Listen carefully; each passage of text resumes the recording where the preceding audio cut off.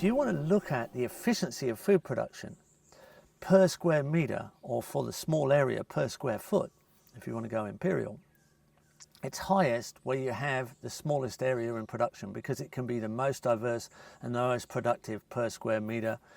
And we can see that with the fantastic urban permaculture systems. Now also, that food is grown where it's consumed, so there's no transport, and it's mostly grown on the waste stream of the human settlement itself. And the beneficial effect of microclimate, wind shelter, thermal mass, hard surface runoff, all those things can be put to design advantage in urban ag. So when you have urban agriculture, and then you have perimeter urban agriculture for the broader systems, because it's so diverse potential in urban agriculture, then you go out to the broader systems of perimeter urban agriculture. Outside of that, you have rangeland and forestry. So you're moving out to the larger systems. The rangeland is on the shallower slopes. The forestry can be on the steeper slopes.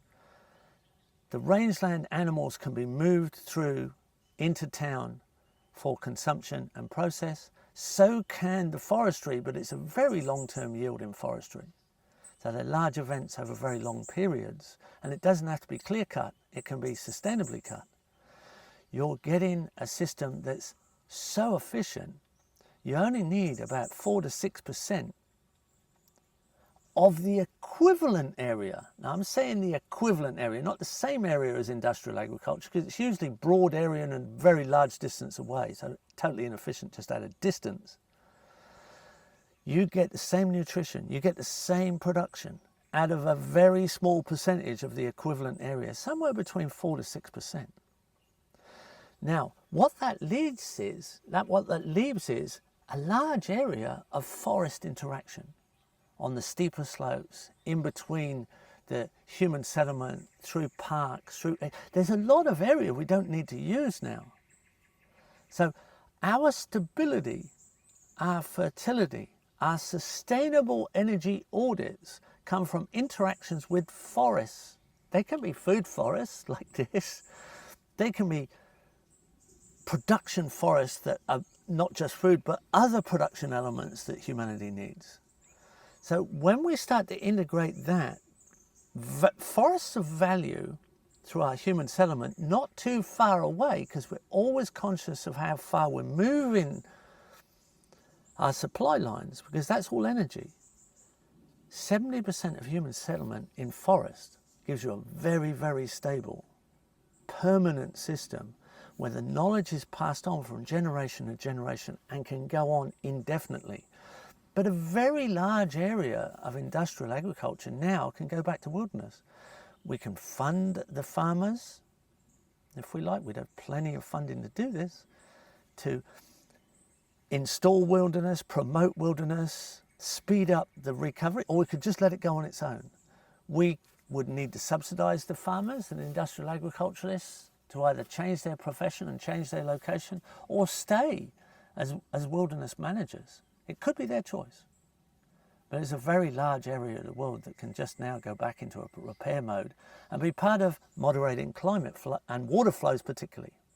Climate linked to water in relation to vegetation and ecosystem cover, and all the fertility that goes with it.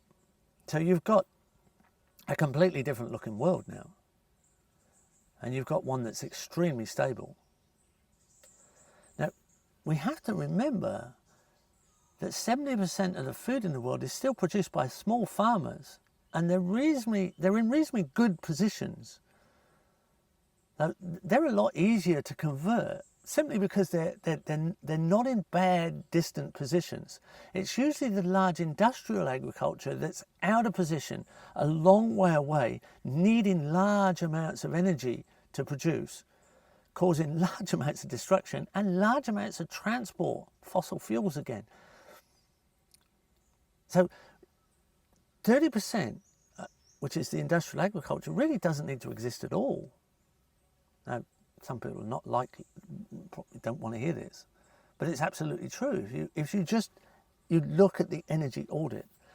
Now, the wealth of knowledge that's passed on from generation to generation, where we link into the information in the forest systems, the supply lines, the processing, the employment, the cultural richness is almost unimaginably abundant and amazing. That's what it's going to look like. And it's almost hard to imagine right now. And it can go way beyond anything that's ever happened before, because we have something like 800 times more diversity in useful species than we've had before. We've continued to enrich our gardens up to 800 times more than they were in the Middle Ages. And that's not just our gardens, but our novel forest assemblies. This is the new diversity look at the world. Nowhere on this planet has been more diverse than it is right now. Every single location on this planet is more diverse than it has ever been before. The new writings tell you this. There's a new science now on invasive species, and invasive species are the potential saviors of this earth. And that seems to be the way nature is self-designing itself, and we need to pay attention. There's a lot of lessons there.